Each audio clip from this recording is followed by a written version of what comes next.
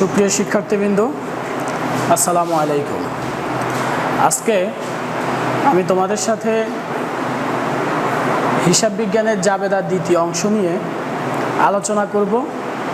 প্রথম অংশে আমি সাধারণ জাবেদার যে ডেবিট ক্রেডিট, ওই ডেবিট ক্রেডিট নিয়ে আয়সমূহ পর্যন্ত আলোচনা করছি। আজকে বাকি যেগুলো আছে ওগুলো সম্পর্কে আলোচনা করে দেন আমরা একটা অঙ্ক সলিউশন করব। তো আয়ের পরে আমরা যে জাবেদাগুলো জানবো সেটা হচ্ছে ফার্স্ট উত্তোলনের জাবেদা। তোমরা জানো উত্তোলন অলওয়েজ ডেবিট। উত্তোলন তখনই ডেবিট হবে যখন মালিক তার ব্যক্তিগত প্রয়োজনে উত্তোলন করবে, তাহলে উত্তোলন ডেবিট হবে। মালিক যদি তার ব্যক্তিগত প্রয়োজনে পণ্য উত্তোলন করে, উত্তোলন ডেবিট। মালিক যদি তার ব্যক্তিগত প্রয়োজনে ব্যবসা হতে নগদ টাকা উত্তোলন করে, উত্তোলন ডেবিট। দ্যাট মিনস মালিক ব্যক্তিগত প্রয়োজনে উত্তোলন করলেই উত্তোলন হবে ডেবিট। এখন এখানে আমি লিখছি যে মালিক কর্তৃক পণ্য উত্তোলন। মালিক যখন পণ্য উত্তোলন করবে, উত্তোলন ডেবিট। এরপর আমার দ্বিতীয় এক্সাম্পলটা হচ্ছে মালিক ব্যক্তিগত প্রয়োজনে ব্যবসা হতে 2000 টাকা উত্তোলন করেন, এখানেও উত্তোলন ডেবিট। তাহলে তোমরা বুঝতে পারছো যে মালিক ব্যক্তিগত প্রয়োজনে যাই উত্তোলন করবে, উত্তোলন ডেবিট। সেটা পণ্য হলেও ডেবিট, নগদ টাকা হলেও ডেবিট। যদি পণ্য উত্তোলন করে তাহলে ক্রয় হবে ক্রেডিট, আর যদি নগদ টাকা ব্যক্তিগত প্রয়োজনে উত্তোলন করে তাহলে নগদান হিসাব হবে ক্রেডিট। দ্যাট ইজ পণ্য উত্তোলন করলে উত্তোলন ডেবিট, ক্রয় হিসাব ক্রেডিট। আর যদি নগদ টাকা উত্তোলন করে, উত্তোলন হিসাব ডেবিট, নগদান হিসাব ক্রেডিট। দেন অবচয় সংক্রান্ত জাবেদা। মনে রাখবা অবচয় হচ্ছে ব্যয়, আর ব্যয় সবসময় ডেবিট। আগে আমাদের এই অবচয়ের জাবেদাটা করতে এভাবে সনাতন পদ্ধতিতে। মনে করো আসবাবপত্রের অবচয়, আসবাবপত্রের অবচয়। যখন আমরা আসবাবপত্রের অবচয়ের জাবেদা করতে যেতাম, তখন সনাতন পদ্ধতিতে এই অবচয়ের জাবেদা হতো অবচয় হিসাব ডেবিট। অবচয় হিসাব ডেবিট, যার উপরে অবচয় হতো সে ক্রেডিট। দ্যাট মিনস আসবাবপত্রের উপরে অবচয় হলো, এই কারণে আসবাবপত্র ক্রেডিট। আসবাবপত্র ক্রেডিট। কিন্তু এই নিয়মটা এখন আর ফলো করা যাবে না। এখন সব সময় অলওয়েজ আমাদের অবচয়ের জাবেদা হবে অবচয় হিসাব ডেবিট আর পুঞ্জীভূত অবচয় হিসাব ক্রেডিট। এখন আসবাবপত্রের উপর অবচয় হলেও অবচয় হিসাব ডেবিট, পুঞ্জীভূত অবচয় ক্রেডিট। যদি বলে যন্ত্রপাতির উপর অবচয়, অবচয় হিসাব ডেবিট, পুঞ্জীভূত অবচয় হিসাব ক্রেডিট। যদি বলে দালান কোঠার উপর অবচয়, অবচয় হিসাব ডেবিট, পুঞ্জীভূত অবচয় ক্রেডিট। যদি বলে অফিস সরঞ্জামের উপর অবচয়, অবচয় হিসাব ডেবিট, পুঞ্জীভূত অবচয় হিসাব ক্রেডিট। দ্যাট মিনস যার উপরেই অবচয়ের কথা বলুক, অবচয় ডেবিট, পুঞ্জীভূত অবচয় ক্রেডিট। এরপরে বিবিধ ক্ষতি সংক্রান্ত জাবেদা। আমরা জানি বিবিধ ক্ষতি এটা আমাদের জন্য ব্যয়, তো ব্যয় সব সময় ডেবিট। এখন যদি বিবিধ ক্ষতিটা কি, যেমন আমাদের ব্যবসা হতে পণ্য চুরি হয়ে গেছে, এটাই একটা ক্ষতি। পণ্য হারিয়ে গেছে, এটাও ক্ষতি। আগুনে পণ্য বিনষ্ট হয়েছে, এটাও কি ক্ষতি। ক্যাশ বাক্স হতে 1000 টাকা চুরি হয়ে গেল, বিবিধ ক্ষতি। 500 টাকার 2টি নোট হারিয়ে গেল, এটাও কি বিবিধ ক্ষতি।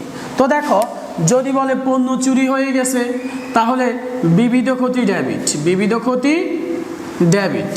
যদি বলে পণ্য আগুনে বিনষ্ট হলো, বিবিধ ক্ষতি ডেবিট। যদি বলে পণ্য হারিয়ে গেল, বিবিধ ক্ষতি ডেবিট। তাহলে ক্রেডিট কি হবে?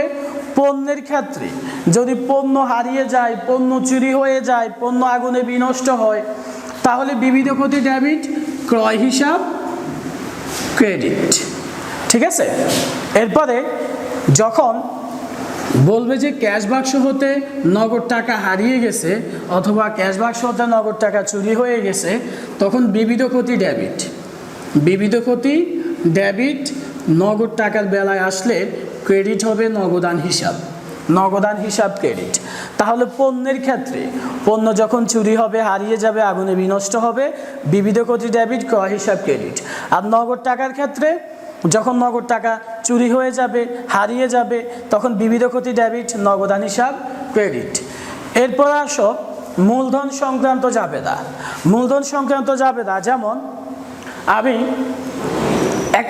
সহজভাবে মনে রাখতে গেলে তোমরা এই জিনিসটা ফলো করবা, যে এই জিনিসটাই মনে রাখবা, মালিক ব্যবসা প্রতিষ্ঠানে যেটা দিবে সেটা ডেবিট, মূলধন ক্রেডিট। দ্যাট মিনস মালিক তার ব্যক্তিগত অর্থে ব্যবসা প্রতিষ্ঠানে যাই বিনিয়োগ করবে, যেটাই ইনভেস্ট করবে সেটা ডেবিট, মূলধন ক্রেডিট। যেমন এখানে একটা এক্সাম্পল হচ্ছে মালিক ব্যক্তিগত অর্থ দিয়ে ব্যবসায়ের জন্য 5,000 টাকা দিয়ে একটি যন্ত্রপাতি ক্রয় করেন, তাহলে এখানে মালিক ব্যবসা প্রতিষ্ঠানের জন্য তার ব্যক্তিগত অর্থে 5,000 টাকা দিয়ে একটা যন্ত্রপাতি ক্রয় করছে। দ্যাট মিনস মালিক ব্যবসায় কি প্রদান করছে? যন্ত্রপাতি প্রদান করছে। তাহলে আমি শুরুতেই বললাম মালিক ব্যবসা প্রতিষ্ঠানে যেটা প্রদান করবে সেটা ডেবিট, দ্যাট মিনস যন্ত্রপাতি প্রদান করছে, যন্ত্রপাতি হিসাব ডেবিট। আর মূলধন ক্রেডিট, যেহেতু মালিক প্রদান করছে, মূলধন হিসাব ক্রেডিট। মালিক যদি তার ব্যক্তিগত অর্থে কর্মচারীর বেতন পরিশোধ করে তাহলে বেতন ডেবিট, বেতন ডেবিট, যেহেতু মালিক পরিশোধ করছে সেহেতু মূলধন ক্রেডিট। মালিক যদি ব্যক্তিগত অর্থে ব্যবসায়ের জন্য আসবাবপত্র ক্রয় করে তাহলে আসবাবপত্র ডেবিট, যেহেতু মালিক যেটা দিবে সেটা ডেবিট, দ্যাট মিনস আসবাবপত্র ডেবিট। আর হচ্ছে মূলধন ক্রেডিট, মূলধন ক্রেডিট। আচ্ছা, তাহলে এরপর আমাদের শেষ যে জাবেদাটা, তোমরা একটু ভালোভাবে এই জাবেদাটা মনে রাখতে হবে। আমাদের মাঝে সব সময় বারটা নিয়ে একটা কনফিউজড থাকে যে কোন বারটা জাবেদা হয় আর কোন বারটা জাবেদা হয় না। আমি বারটা নিয়ে 2 মিনিট তোমাদের সামনে আলোচনা করব, একটু মনোযোগের সহিত এই জাবেদাটা ভালো করে ফলো করবা। আর এরপরেই আমরা একটা সৃজনশীল প্রশ্ন সলিউশন করব। তো বারটা সংক্রান্ত জাবেদা মনে রাখবা, বারটা 2 প্রকার। একটা হচ্ছে কারবারি বারটা, কারবারি বারটা, আর 2 নম্বরে হচ্ছে নগদ বারটা। তো এই কারবারি বারটার আরেক নাম ব্যবসায়িক বারটা, ঠিক আছে, আর নগদ বারটা। তো বারটা 2 প্রকার। এখন আবার কারবারি বারটা 2 প্রকার। কারবারি বারটা 2 প্রকার হচ্ছে ক্রয় বারটা, আরেকটা হচ্ছে বিক্রয় বারটা। আবার নগদ বারটা 2 প্রকার। একটা হচ্ছে প্রদত্ত বারটা, আরেকটা হচ্ছে প্রাপ্ত বারটা। তো এখন কারবারি বার্তাটা কি? কারবারি বার্তা হচ্ছে ক্রয় আর বিক্রয়ের সাথে রিলেটেড যে বার্তাটা সেটা হচ্ছে কারবারি বার্তা। ক্রয় আর বিক্রয়ের সাথে যে বার্তাটা অ্যাড থাকে ওটা হচ্ছে কারবারি বার্তা। যেমন 10% বার্তায় পণ্য ক্রয়, পণ্য ক্রয় 10,000 টাকা। এখন এটা যদি আমরা জাবেদা করি তাহলে ক্রয় হিসাব ডেবিট আর হচ্ছে নগদান হিসাব ক্রেডিট, নগদান হিসাব ক্রেডিট। আচ্ছা, তাহলে এই 10,000 টাকার 10% কত? 1,000 টাকা। এই 10,000 থেকে 1,000 টাকা মাইনাস করলে 9,000 টাকা ক্রয় হিসাবে এবং নগদান হিসাবে। তাহলে তোমরা এখানে দেখো এই যে এই বার্তাটার কোনো জাবেদা হয় নাই। সবসময় মনে রাখবা কারবারি বার্তার কোনো জাবেদা হয় না, সেটা বিক্রয়ের ক্ষেত্রে হোক আর ক্রয়ের ক্ষেত্রে হোক, এই কারবারি বার্তার কোনো জাবেদা হবে না। নগদ বার্তার জাবেদা হবে। নগদ বার্তার মধ্যে দেখো প্রদত্ত বার্তা হচ্ছে ডেবিট, এটা আমাদের জন্য ব্যয়। প্রাপ্ত বার্তা হচ্ছে ক্রেডিট, এটা আমাদের জন্য আয়। এখন দেখো আমি 2টা এক্সাম্পলের মধ্যে এই জাবেদাটার একটু ব্যাখ্যা দেই। যেমন তুমি দেনাদারের কাছ থেকে, মনে করো দেনাদারের কাছ থেকে 10,000 টাকার পাওনার পূর্ণ নিষ্পত্তিতে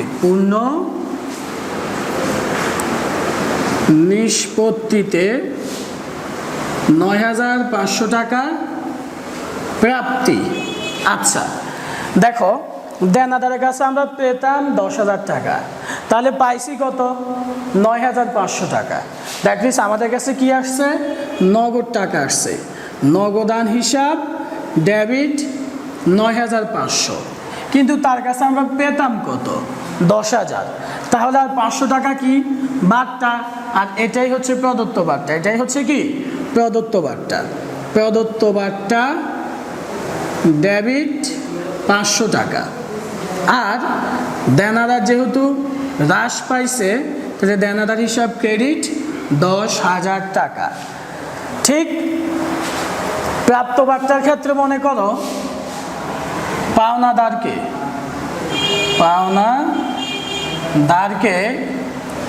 10,000 টাকার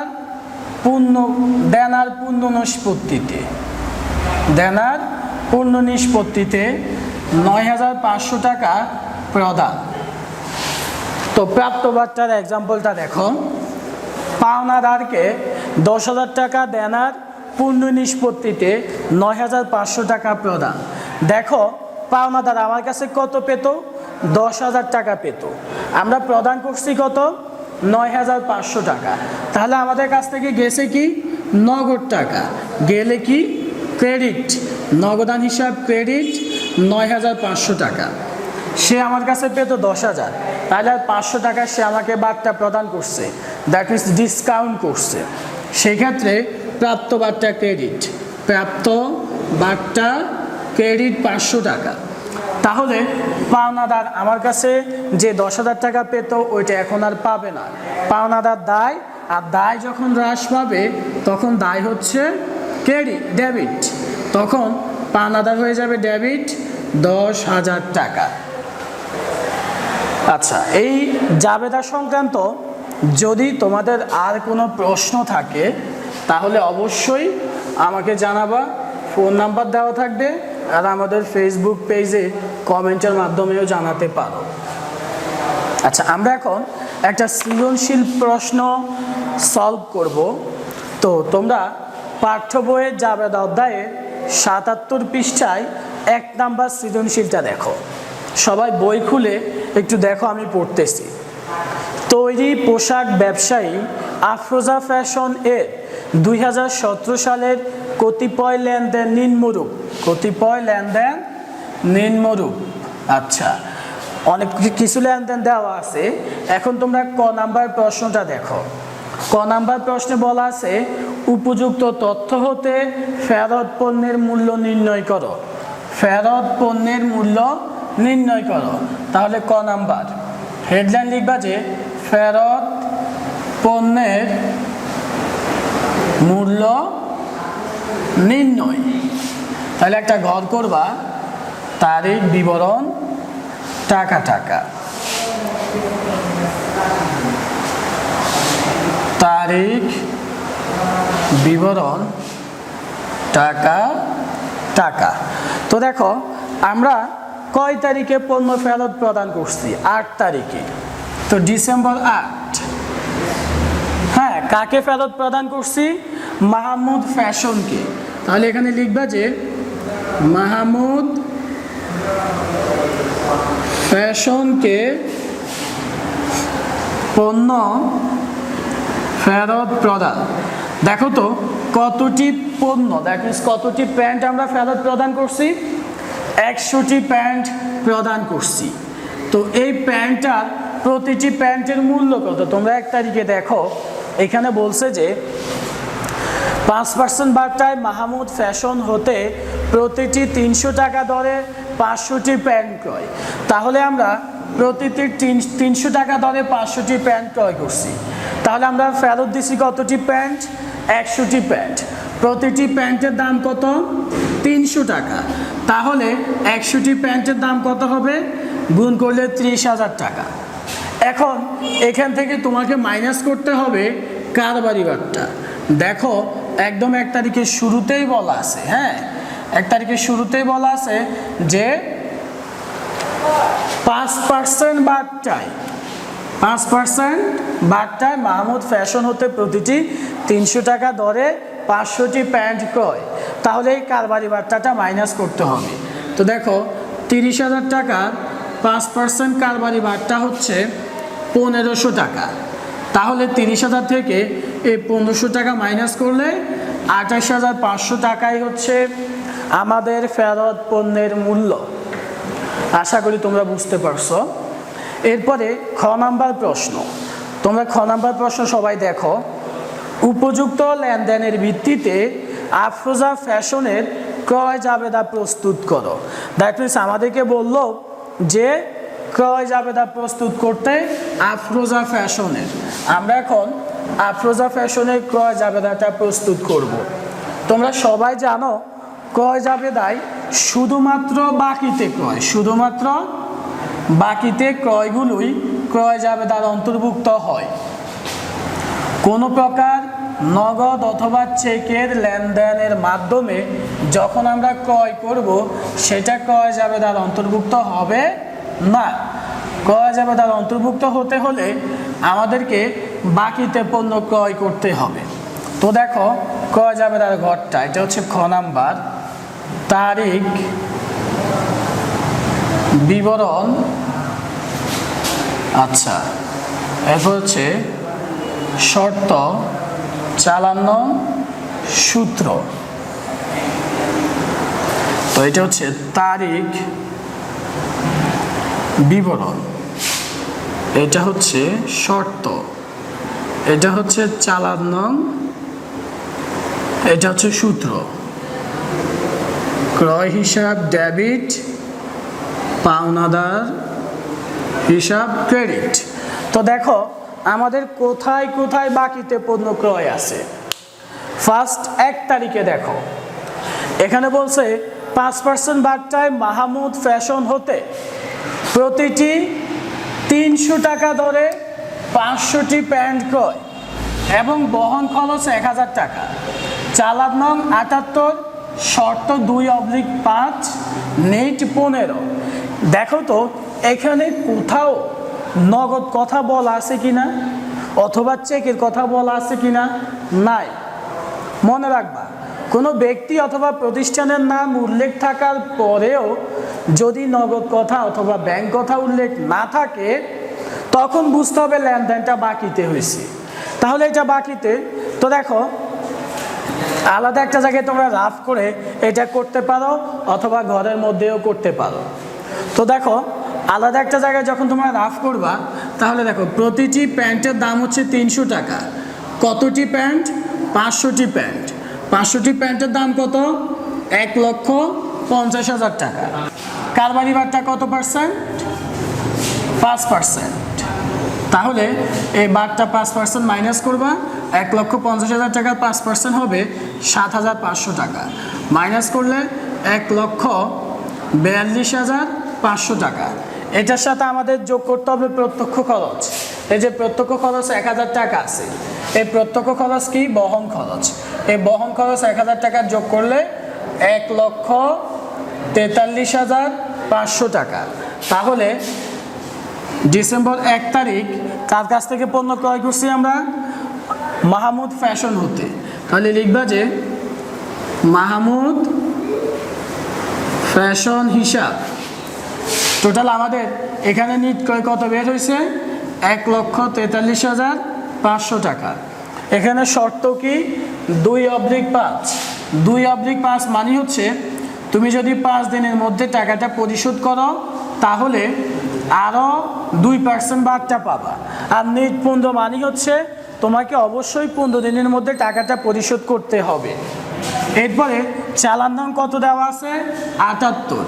তাহলে চালান নং 78, সূত্রের ঘরে এভাবে একটা টিক দিবা। এরপরে আমরা কত তারিখে বাকিতে পণ্য ক্রয় করছি? 15 তারিখে। ইসলাম স্টোর হতে প্রতি জোড়া 400 টাকা দরে 200টি শার্ট ক্রয়, বাট্টা 10%, শর্ত 2/7। তো দেখো ডিসেম্বর 15 তারিখ ইসলাম স্টোর হিসাব, ইসলাম স্টোর হিসাব। তো দেখো প্রতি জোড়া শার্টের দাম হচ্ছে 400 টাকা। আমরা জানি এক জোড়া সমান 2টি, তাহলে একটি শার্টের দাম কত? 200 টাকা। একটি শার্টের দাম 200 টাকা। আচ্ছা আমরা কতটি শার্ট ক্রয় করছি? 200টি শার্ট। তাহলে 200টি শার্টের দাম হচ্ছে 40,000 টাকা। এখানে কারবারি বাট্টা কত পার্সেন্ট দেওয়া আছে? 10%। তাহলে এখানে বাট্টা মাইনাস করবা, মাইনাস বাট্টা 10%। 40,000 টাকা 10%, 4,000, মাইনাস করলে 36,000। এখানে কোনো প্রত্যক্ষ খরচ নাই, তাহলে 36,000 টাকা এখানে বসায় ফেলবা। তো দেখ এখানে শর্ত কি আছে? 2/7 নেট 30, কোনো চালান নাই। তাহলে শর্তের ঘরে একটা টিক দিয়ে এবার যোগ করবা। যোগ করলে কত হয়? 509/7, 1,79,500 টাকা। এরপরে ঘ নাম্বার প্রশ্নটা দেখো, এখানে বলছে কি ক্রয় জাবেদা সংশ্লিষ্ট লেনদেন ব্যতীত অবশিষ্ট লেনদেনের সাধারণ জাবেদা দাখিলা দাও। এগুলো আমি তোমাদেরকে মুখে বলে দিচ্ছি, আশা করি তোমরা পারবা। তো দেখো বলছে ক্রয় জাবেদা সংশ্লিষ্ট লেনদেন ব্যতীত, দ্যাট মিনস যেটা ক্রয় জাবেদা আসছে ওই দুইটা বাদ। যেমন এইটার ক্রয় জাবেদায় আসছে আর এইটার ক্রয় জাবেদায় আসছে, এই দুইটা বাদে আমাদেরকে জাবেদা করতে হবে। তো 3 তারিখে কি বলছে? নগদে প্যান্ট ক্রয়। নগদে যখন আমরা প্যান্ট ক্রয় করছি আমাদের কাছে কি আসছে? নগদ টাকা আসলে ডেবিট, তাহলে নগদান হিসাব ডেবিট 35,000 টাকা আর বিক্রয় হিসাব ক্রেডিট 35,000 টাকা। এরপরে বলছে কি মাহমুদ ফ্যাশনকে 100টি প্যান্ট ত্রুটিযুক্ত থাকায় ফেরত প্রদান। মাহমুদ ফ্যাশনকে আমরা ফেরত প্রদান করছি, এটা কি ফেরত? ক্রয় ফেরত। তাহলে ক্রয় ফেরতের জাবেদা কি হবে? মাহমুদ ফ্যাশন হিসাব ডেবিট আর ক্রয় ফেরত হিসাব ক্রেডিট। ওই যে আমরা ক নাম্বারে যে ফেরত পণ্যের মূল্য বের করছি 28,500 টাকা, এই 28,500 টাকায় এখানে জাবেদার অন্তর্ভুক্ত হবে। এরপরে 20 তারিখে মাহমুদ ফ্যাশনকে পরিশোধ। মাহমুদ ফ্যাশন আমাদের কি হতো?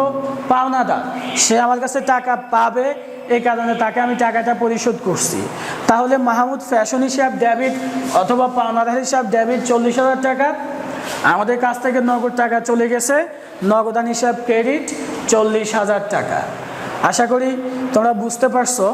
তো আজকের SW থাকবে পাঠ্য বইয়ের 3 এবং 4, পাঠ্য বইয়ের অনুশীলনের 3 এবং 4 আমাদের SW থাকবে। এটা আমি যে ক্রয় জাবেদা করছি 4 নাম্বারটা পুরোপুরি ক্রয় জাবেদা সংক্রান্ত, আর 3 নাম্বারটা হচ্ছে সাধারণ জাবেদা। যদি এই দুইটার কোনোটাতে তোমরা কোনো প্রবলেম ফেস করো অবশ্যই আমার সাথে যোগাযোগ করবা অথবা কমেন্টের মাধ্যমে জানাবা। আল্লাহ হাফেজ, বাসায় থাকবা, নিরাপদে থাকবা। আলোর অন্বেষণে জ্ঞানের পথে